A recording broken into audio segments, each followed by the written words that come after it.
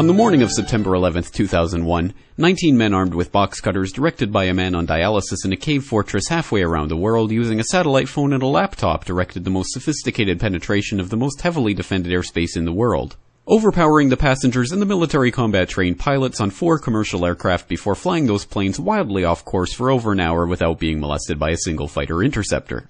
These 19 hijackers, devout religious fundamentalists who like to drink alcohol, snort cocaine, and live with pink-haired strippers, managed to knock down 3 buildings with 2 planes in New York. While in Washington, a pilot who couldn't handle a single-engine Cessna was able to fly a 757 in an 8,000-foot descending 270-degree corkscrew turn to come exactly level with the ground, hitting the Pentagon and the Budget Analyst Office where DoD staffers were working on the mystery of the $2.3 trillion that Defense Secretary Donald Rumsfeld had announced missing from the Pentagon's coffers in a press conference the day before, on September 10th, 2001.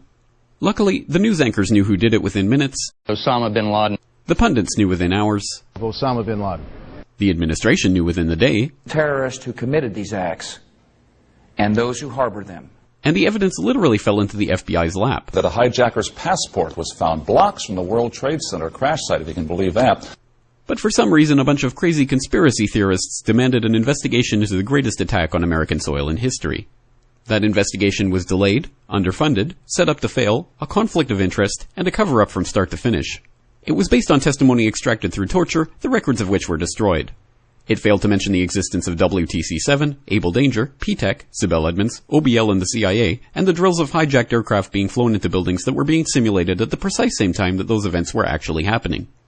It was lied to by the Pentagon, the CIA, the Bush administration, and as for Bush and Cheney, well, no one knows what they told it because they testified in secret, off the record, not under oath, and behind closed doors. It didn't bother to look at who funded the attacks because that question is ultimately of little practical significance. Still, the 9/11 Commission did brilliantly answering all of the questions the public had, except most of the victims' family members' questions, and pinned blame on all the people responsible, although no one so much as lost their job, determining the attacks were failure of imagination. Because nobody in our government, at least, and I don't think the prior government that could envision flying airplanes into buildings. Except the Pentagon, FEMA, NORAD, and the NRO. The DIA destroyed 2.5 terabytes of data on Able Danger, but that's okay because it probably wasn't important. The SEC destroyed their records on the investigation into the insider trading before the attacks, but that's okay because destroying the records of the largest investigation in SEC history is just part of routine record keeping. NIST has classified the data that they used for their model of WTC-7's collapse, but that's okay because knowing how they made their model of the collapse would jeopardize public safety. The FBI has argued that all material related to their investigation of 9/11 should be kept secret from the public, but that's okay because the FBI probably has nothing to hide.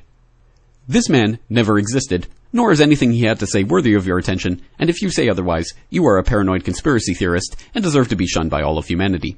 Likewise him, and her. And her, and her, and him. Osama bin Laden lived in a cave fortress in the hills of Afghanistan, but somehow got away. Then he was hiding out in Tora Bora, but somehow got away. Then he lived in Abbottabad for years, taunting the most comprehensive intelligence dragnet employing the most sophisticated technology in the history of the world for a decade, releasing video after video with complete impunity and getting younger and younger as he did so, before finally being found in a daring SEAL team raid which wasn't recorded on video, in which he didn't resist or use his wife as a human shield, and in which these crack special forces operatives panicked and killed this unarmed man, supposedly the best source of intelligence about those dastardly terrorists on the entire planet. Then they dumped his body in the ocean before telling anyone about it. Then a couple dozen of that team's members died in a helicopter crash in Afghanistan. This is the story of 9/11, brought to you by the media which told you the hard truths about his head could be seen to move violently forward. And they took the babies out of the incubators. And mobile production facilities. And the rescue of Jessica Lynch. If you have any questions about this story, you are a batshit, paranoid, tinfoil, dog-abusing baby hater and will be reviled by everyone. If you love your country and or freedom, happiness, rainbows, rock and roll, puppy dogs, apple pie, and your grandma, you will never ever express doubts about any part of this story to anyone. Ever. This has been a public service announcement by the Friends of the FBI, CIA, NSA, DIA, SEC, MSM, White House, NIST, and the 9/11 Commission. Because ignorance is strength.